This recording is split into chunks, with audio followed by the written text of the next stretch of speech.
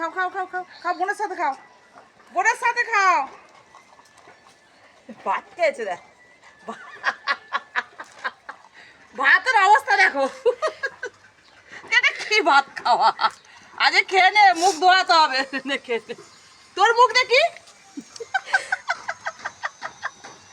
বাটি ছোট, যার জন্য সব মুখ গলি গলি খাচ্ছে আর ওই অবস্থা হচ্ছে ওদের। উরি বাবারি, এই লেজ কুরুম কুরুম হয়ে গেছে। আরে কে আগে খাবি বাবা? শক্ত হয়ে বসে যায়, ডিয়াল ঘেসে শক্ত হয়ে আছে। ওই দেখো মুখে।